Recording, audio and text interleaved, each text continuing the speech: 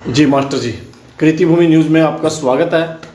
जैसा कि अब चुनाव 2024 का आने वाला है और विधानसभा का इलेक्शन भी साथ ही होगा, ये भी कह सकते हैं साथ भी करा सकते हैं, और लोकसभा का भी हो सकता है। आप इलेक्शन को लेकर क्या कहना चाहेंगे? कैसे आप इलेक्शन को देखते हैं? क्या लगता है हरियाणा में बदलाव आएगा अब की बार?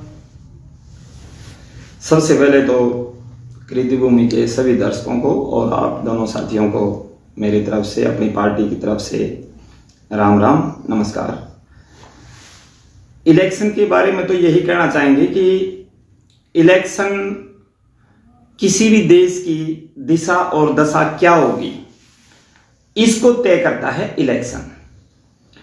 और कई बार हम इलेक्शन को बहुत अड़के में ले लेते हैं, वोट का कोई महत्व नहीं समझते, जबकि वोट ही वो चीज है जो किस तरह के लोग, किस विचारधारा के लोग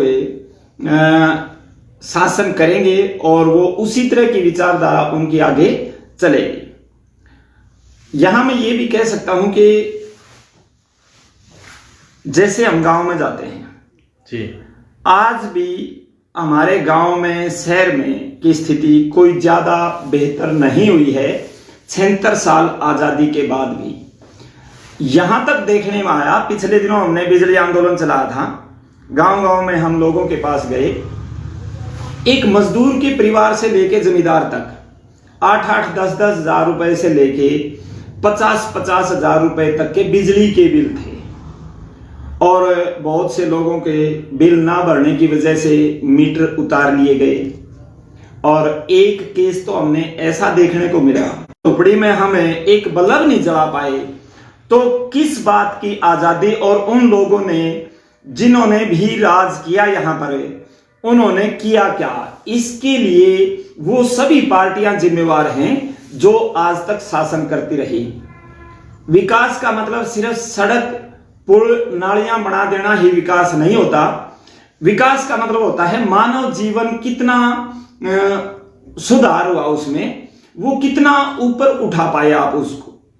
लेकिन आज जब देखते हैं, मैंने तो अपने जीवन में 58 साल की मेरी उम्र है, मैं 58 साल पहले भी जिस स्थिति में लोगों को देखता था, आज भी उसी स्थिति में देखता हूं। सरकारें आती हैं, वायदे करते हैं, पानी की टंकी दे देंगे, 5 किलो अनाज दे देंगे। क्या पानी की टंकी, अनाज, गली बनवा देंगे, नाली बनवा देंगे, उनसे विकास हो जाएगा? हमारा मानना यह है, या आम आदमी पार्टी का मानना यह है, विकास का सिर्फ और सिर्फ एक ही रास्ता है, बच्चों को बढ़िया क्वालिटी एजुकेशन दो। क्वालिटी एजुकेशन के बाद बच्चे जिस स्थिति में जाएंगे, वहां से विकास की धारा शुरू होती है।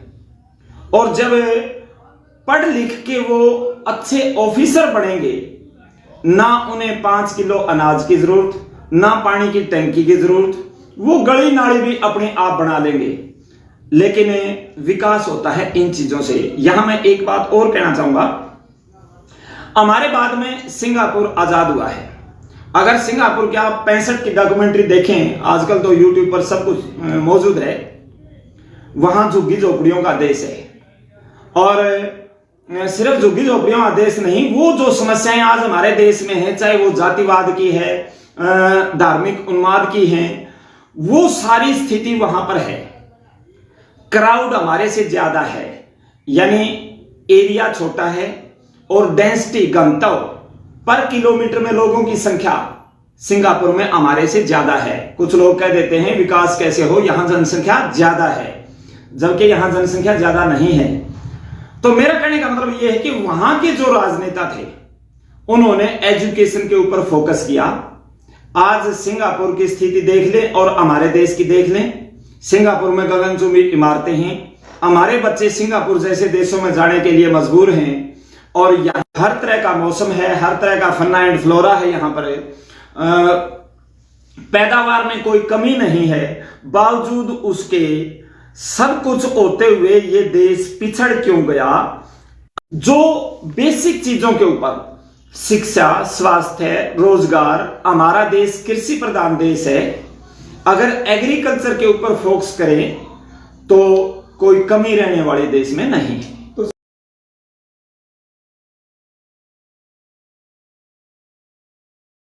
बिल्कुल जातिवाद का तो खतरा है नहीं, जातिवाद का खतरा इन लोगों ने बना दिया। मतलब जो कमजोर मानसिकता के लोग होते हैं, जो वास्तव में काम नहीं करना चाहते।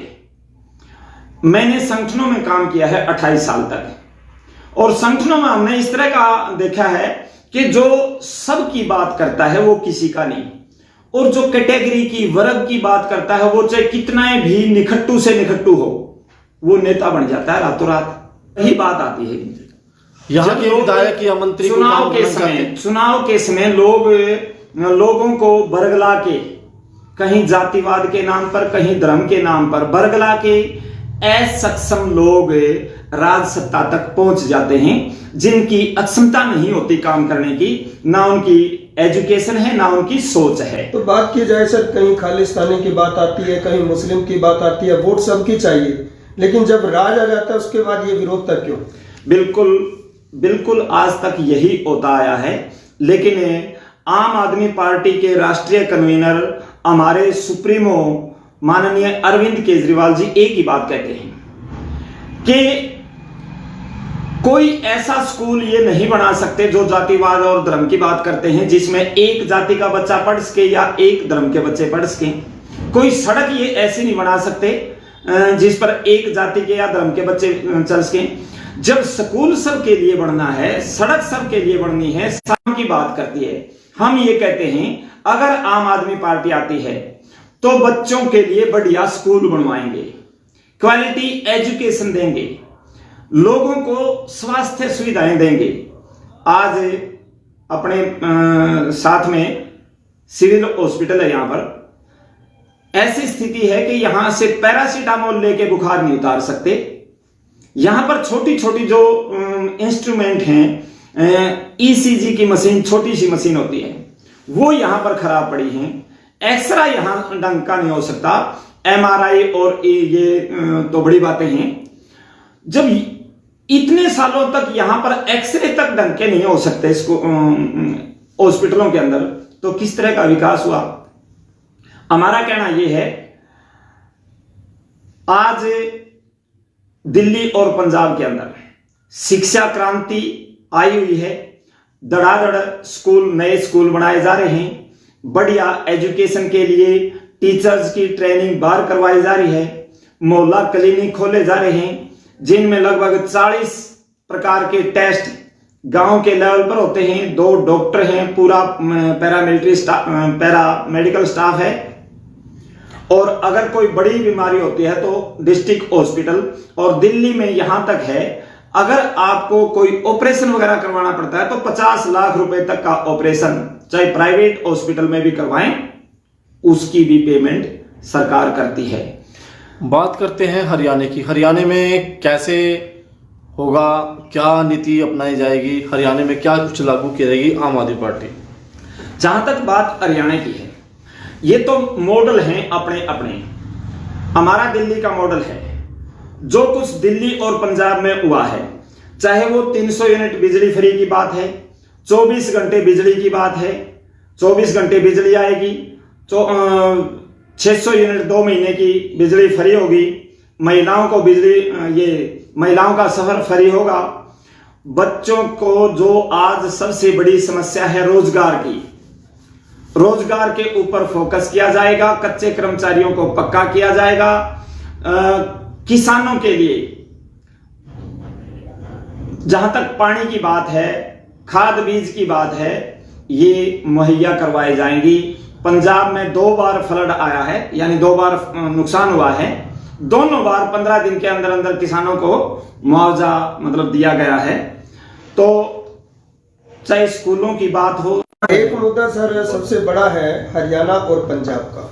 जैसे अभी रोहतक में बहुत ही ज्यादा विरोध भी हुआ है, केजरीवाल जी की जो रैली हुई थी, हाँ। और वहां पर SYL को लेकर थोड़ा सा एक विवाद था कि अगर हरियाणा में सरकार केजरीवाल जी चाहते हैं, SYL का मुद्दा एक ही मतलब लाइन में मैं कहना चाहूंगा, SYL का मुद्दा इलेक्शनी मुद्दा है। आज से नहीं 79 से ये मुद्दा है। और दूसरी बात ये कि एक स्टेट इसका समाधान नहीं कर सकता, ना अकेला पंजाब कर सकता, ना हरियाणा कर सकता। इसमें जो इन्वॉल्वमेंट है वो सबसे ज्यादा सेंटर की है। प्रधानमंत्री जी ने दादरी के अंदर वायदा किया था कि 70 साल से हमारा पानी पाकिस्तान की तरफ बह रहा है, अगर बीजेपी की सरकार केंद्र में आती है तो पाकिस्तान का पानी रोक के हम हरियाणा पंजाब को देंगे। कहां है वो पानी आज? और जहां तक SYL की बात है, ये केंद्र का अधिकार है। हमारे सुप्रीमो माननीय अरविंद केजरीवाल जी ने सिर्फ 15 मिनट मांगी है प्रधानमंत्री से कि आप 15 मिनट बिठाओ दोनों को, हम देंगे समाधान। और बात सिर्फ एक SYL की नहीं है, किसान को पानी चाहिए। वो पंजाब के किसान को भी चाहिए, हरियाणा के किसान को भी चाहिए, राजस्थान के किसान को भी चाहिए। और पानी की देश में कोई कमी नहीं है। कमी है तो नीयत की कमी है। पीछे एक प्रोजेक्ट अटल बिहारी वाजपेयी के समय में बात चली थी, नहरों को आपस में जोड़ने की। बहुत सी नहरें हैं जिनका पानी बह के समुद्र में चला जाता है। उन नहरों को छोटे छोटे बांध बना के अगर आपस में लिंक किया जाए तो सभी किसानों को पानी मिल सकता है। ये SYL पंजाब और हरियाणा की बात ही खत्म हो जाएगी। लेकिन क्योंकि ये लोग मतलब चाहते नहीं, आज चारों तरफ रोडों का जाल बिछ रहा है।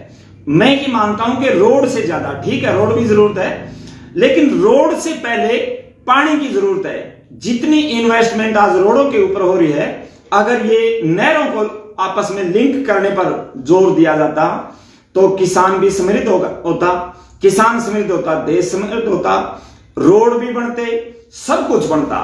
लेकिन मतलब मिसमैनेजमेंट के कारण आज किसान की स्थिति बद से बदतर होती जा रही है। नशे को लेकर आप क्या कहना चाहेंगे? नशा चरम सीमा पर, नशा रुकने का नाम नहीं ले रहा। सरकार भी कोशिश कर रही है पर लेकिन नशा कम नहीं हो पा रहा है।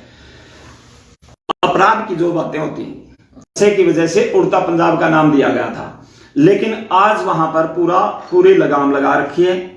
सिर्फ नशा बंद करने से ही नशा बंद नहीं होता। जो यूथ नशे में डूब चुके हैं उनकी रिहेबिलिटेशन के लिए जब तक आप सेंटर नहीं बनाएंगे, जब तक उनका समाधान नहीं करेंगे, तब तक नशा बंद नहीं हो सकता।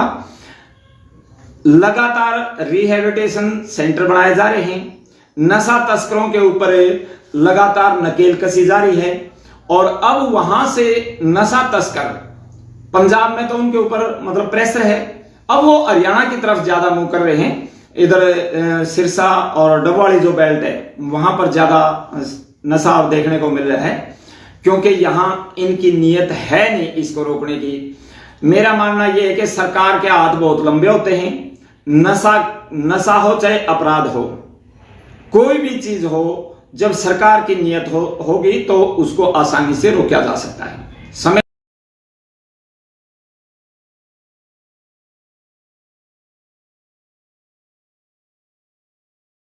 जनता को एक ही बात कहना चाहेंगे, आम जनता ने बार बार सभी सरकारों को देखा है।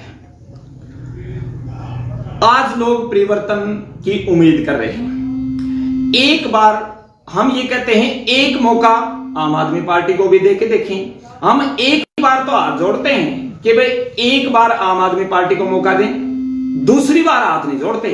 दूसरी बार तो ये कहते हैं भाई अगर काम किए हों तो वोट दे देना, वरना पिछलों को दे देना। अगर आज कांग्रेस ने मतलब ठगा महसूस होने के सिवाय लोग कुछ नहीं कर पाते, एक बार उसके थपेड़े खाते हैं, एक बार उसके थपेड़े खाते हैं। आज यूं कह रहे हैं कांग्रेस आएगी, क्यों कह रहे हैं? इनको ये हो रहा है जब तक लोगों के पास विकल्प नहीं था तब तक ये बीजेपी और कांग्रेस थी। आज आम आदमी पार्टी विकल्प के तौर पर उभर रही है और एक साल में यहां धुआंधार बैटिंग होगी। लोग सिर्फ एक ही बात चाहते हैं कि एक बार विकल्प मिल जाए। लोग वोट देने के लिए तैयार हैं, परिवर्तन के लिए तैयार हैं। इस प्रदेश में हर हालत में 24 में आम आदमी पार्टी की सरकार बनेगी, कोई रोक नहीं सकता। विकल्प हम देंगे, लोग तैयार हैं।